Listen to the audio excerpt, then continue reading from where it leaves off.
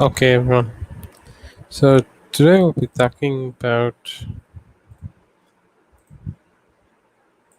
character. Okay, so that's what we'll be seeing today. In the next one, we'll see the other chapters. So quickly, this is just revision. I want you all to go through the notes afterwards. But for now, just go through that. Okay, what do you mean by character? Character means simply that when you're reading a novel or a play or something, no, there are some characters, human beings. If I see a movie, there are characters. Okay, the story is there, but without characters, nothing happens. We need characters. Okay, so character is one of the most important things that is required for a good novel. Now, there can be different types of characters, and this is what we're going to see. Okay, now, one, if you're studying about novels, first of all, you cannot underestimate characters. Characters are very, very important. For example, we take Harry Potter means Harry is a character. Without Harry, there is no story at all, right? We take Avengers without Iron Man, without Captain America, there are no stories. So, characters are the most important things. Even though you have a great plot and all, characters are vital.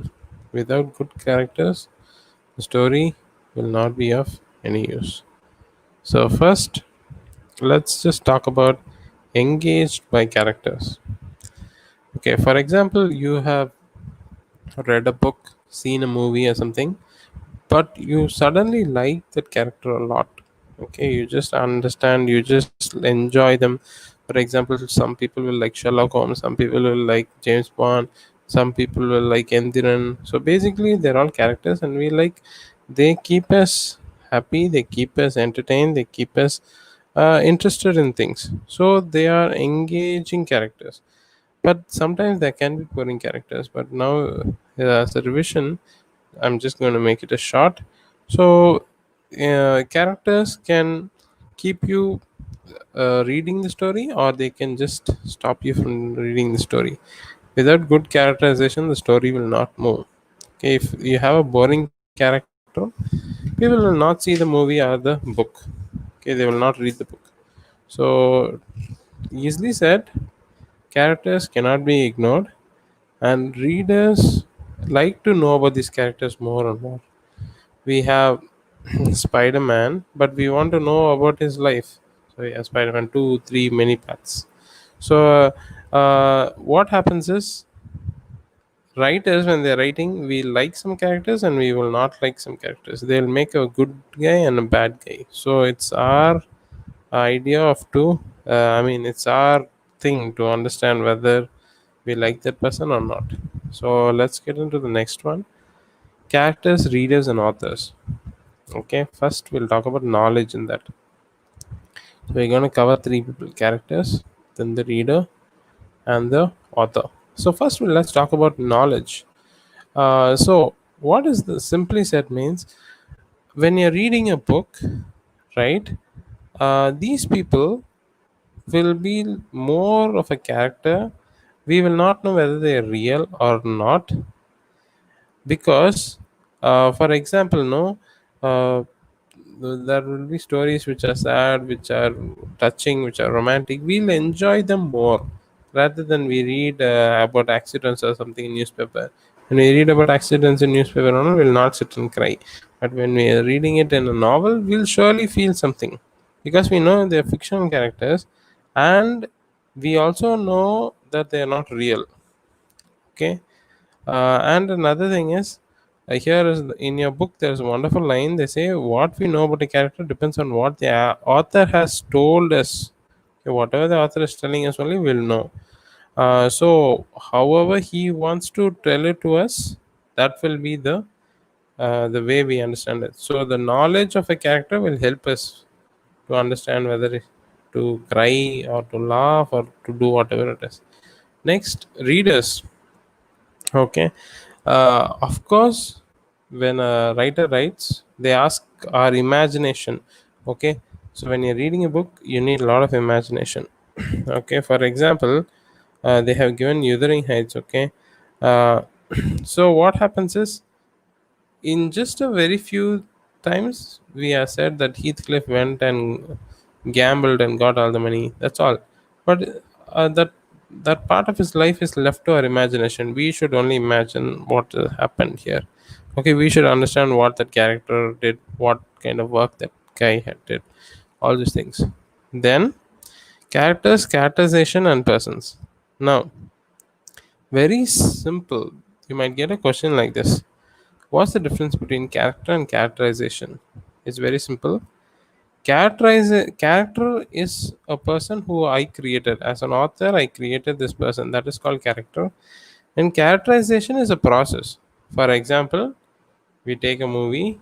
So a a person is creator. For example, you have James Bond. He's a product, but throughout many movies, we see him developing. We have his problems. We see his love affairs.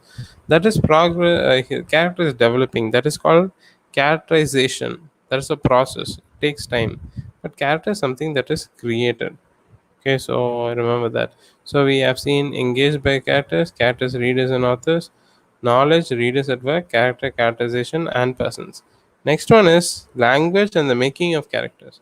Now, when you understand a character only by the words that are written on the page is the most important thing. So if the words are not there, then the character doesn't exist. So the author has only one tool, their words. The different way they tell us, we will understand the character. So first one is said and made. Okay. So every literary criticism is of dual nature. Okay. It says something, and in doing so, it makes something. So whenever we talk about literary criticism, it will tell this is so, but it will do something else to it. Okay, so that is very very important. So when we are talking about something, for example, no, we want to know, we are telling something in a story, but what is happening, that will be totally different. Okay, uh, for example, no, in a story, they are constructed, they are not like perfectly what they are not like real human beings, right? Impossible situations will be given to characters, different things will happen to them. That's what makes that story interesting. And in a book it says, uh, because we enjoy fiction because it is pure form of what happens in everyday life, what is happening, but in a pure form. That is why we enjoy it. And then next one is language revealing characters.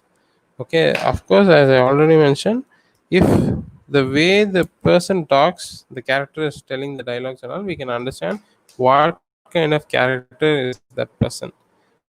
So if his character, if he's talking very correctly, like moral problems, all these things, then he is a very moral character. But he uses slang, he is using foul language, then we know he's a bad character. Just by the language, we can know the thing. Another thing is, next one is reason of life.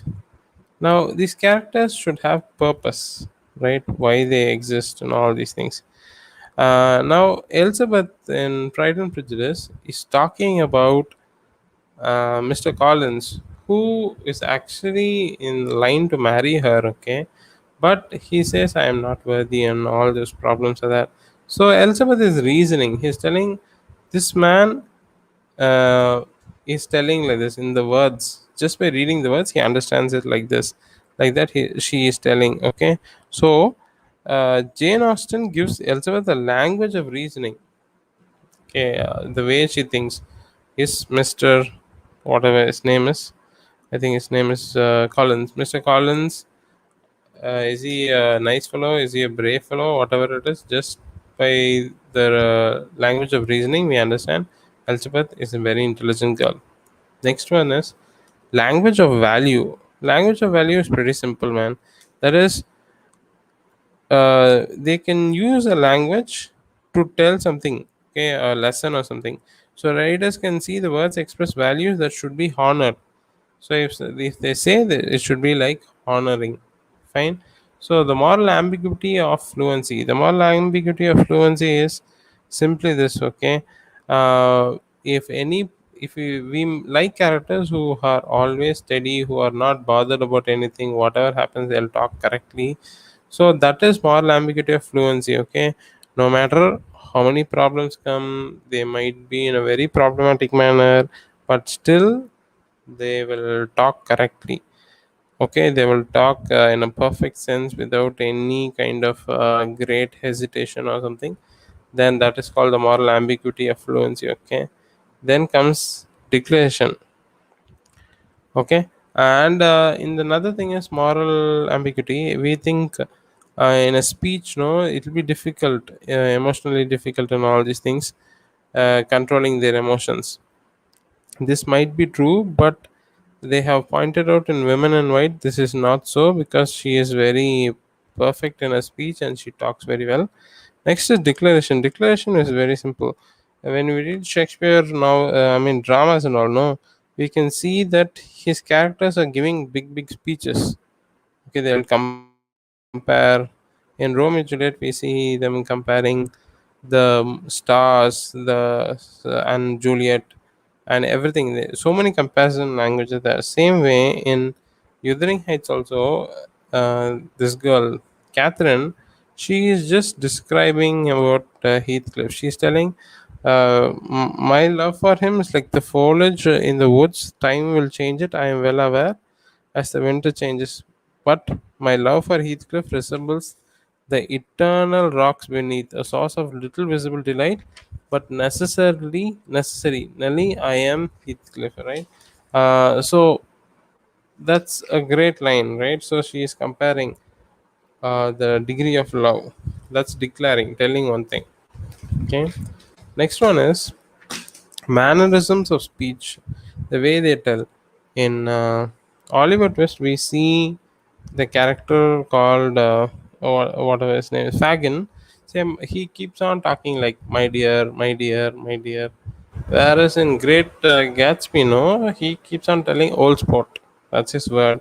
So the characters are given like something in just normal life itself. Some people will say G, some people will say like dude, some people might say macha or something like that, right? That's the way they talk, the mannerisms. So the characters also are given some mannerisms in which they are talking like that. And then we go to the class and dialect. Okay, class and dialect is pretty simple. In England, there were many class, right? The upper class, the lower class, and all these things. So rich people will talk differently. The poor people obviously will talk differently. If we don't talk like in our own place itself, that the way we talk Tamil itself will be different. With respect, we can talk. Without respect, we can talk, right? Same way only. If educated people will talk in a different manner, uneducated will talk in different manner. Same way, class and dialect is very important. The novelists know they want to make it like very pure, means very nice. Then obviously what they'll do is they will, according, if they have a poor character, the character will talk like that. They'll make mistakes, they'll do all this. But when we talk about a rich character, they'll talk like that. So that is only class and dialect. Okay, then let's go to the next, that is dialogues. Okay, dialogues very simple. Novels will have everyday dialogues, okay, the way they are talked. Okay, so in same like drama, like two people will be talking, conversation, hi, nice to meet you, and all these things. That happens for a certain period. That's only dialogues and everyday speech. And then let's talk about the presentation of speech. Okay, how will they say in a novel? No, they will say, said Elizabeth, said Darcy, said Darcy angrily. So that's the who's talking. How will we know? That's the presentation of it. Who said, they will tell. Then the shape of speech is pretty simple. So according to their character, according to the style, their style shape of speech will be different. Okay. uh, so Elizabeth's language will be you and I. Okay, neatly represent the conflict between the two women. So there is a wonderful way of telling all these things. Then we go to the politics of conversation. Politics, no, here it's the struggle for power and advantage, but it's totally different. Here, politics means different. That is, Catherine, no, Lady Catherine wants Elizabeth to obey her and be under her, but she is not talking to her in the same tone. She is talking in a different manner, different mannerisms.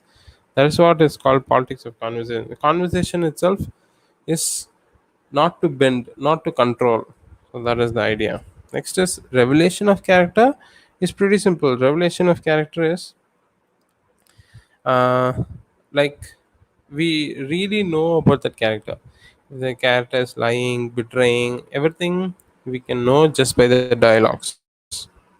Okay, now we are talking about dialogue, so just focus the characters dialogues. Okay, then is dialogue and theme, which is very important. Okay, in Jane Austen novel, mostly it's about marriage and all these things, but it also shows class, the way they should talk, the dress, everything we can learn from that. Okay, so that is what is all about dialogues. Then last words, no, are very very powerful. So in some novels, the last words will be very powerful. It's just to make the reader give a very emotional imprint on them, right? So for example, the example that is given in your book is Kurtz from Heart of Darkness, Joseph Conrad's novel Heart of Darkness. There you can see the last line, the horror events. So you can quote all these things. Okay, just to give a punch. Then language and characters. Okay, how do we know about this character? What kind of language? First is the physical language. Okay, the way they move, the way they sit, the way they smile, and all these things. That is also a language. And how do they do it? Through dialogues, like dialogues and descriptions. The author will say, Mick Barber sat down and gently smiled at her, and then he stood up and said, "My dear." See, when I am telling this itself, you can start imagining Mick Barber, what kind of person he is. That's language about the characters. Okay, first is the physical language. It is convention that when a character is first introduced, there is a detailed presentation of his or her appearance. If you read the novels, we can see description about the character, how they look, what kind of person they are. Okay, Far from the Madding Crowd by Thomas Hardy, you can see this introduction. They say, when Farmer Oak smiled, the corners of his mouth spread till they were within an important distance of his ears. His eyes were reduced to chinks, and diverging wrinkles appeared round them, extending upon his countenance. So that is the way they tell it. Next one is mental and moral language. That is simple, okay? What kind of person? This person is good or this person is bad? What do they believe? What do they care about? All these things, whether they are religious or not, everything can be seen from their dialogues. Mental and moral language can be understood. Okay. Then the power of character language. The power of character language is the last thing. For example, no, they have used Dickens. So what happens is they say, right, his character can be vigorous and entertaining, even though they consist almost entirely of external details. In Hard Times, a wonderful novel by Charles Dickens, we meet a character called Bounderby. And even though no, we directly don't understand what kind of person he is, just by the description, the power of character language, the way the person is talking, I'll understand about him more. Okay, he's telling he was a rich man, a banker, merchant, manufacturer, and whatnot, a big loud man with a stare and metallic laugh, a man made of a coarse material which seemed to have stretched to make so much of him, a man with a great puffed head and forehead swelled veins. See the power of that character's language, how it's described. So it tells like he's like a great person or something like that. Okay, so the next one is,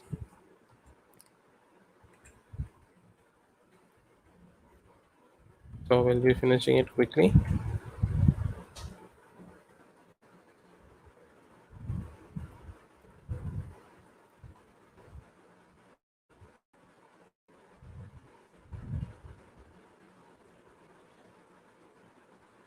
Okay. The next one is called growing up. The characters know when they were small, how they'll talk, and all these things. So the first point is from childhood to adulthood. Okay, from a carefree life to a very knowledgeable person, that also can be that is also the character development. Small age what they thought and now how they are thinking, all that. Then building a snowman, that's very simple. From small age to the big age, how they are moving, their growth cycle will be explained in the novel. Then we see the places. Okay, important of where this character was, what they did in that place, and all those things are very very important. Growing up itself will teach us about more about the character. Then authority figures.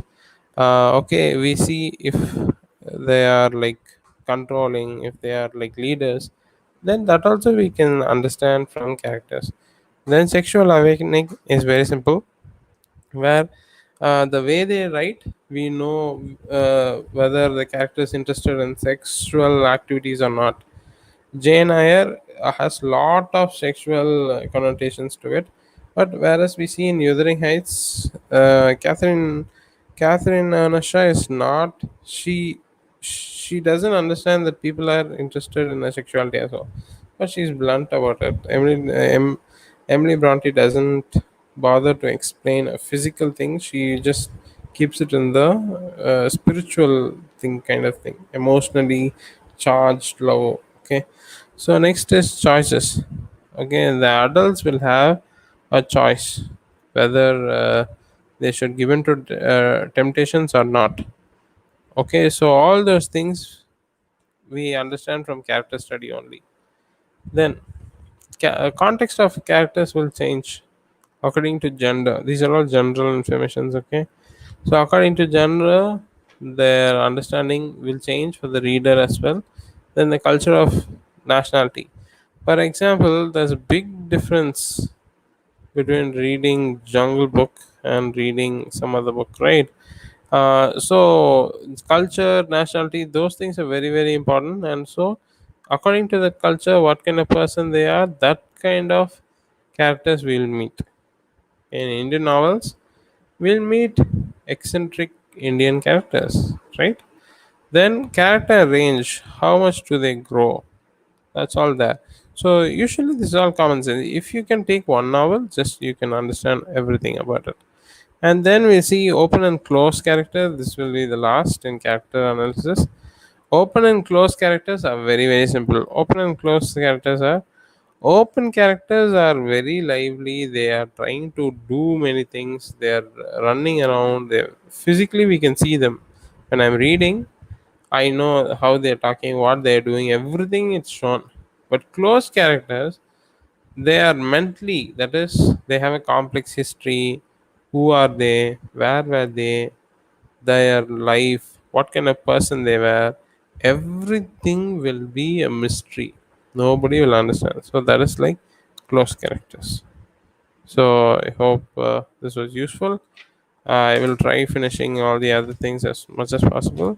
But you already have notes, you can read through them. I'm just going to summarize everything for you guys. So, thank you.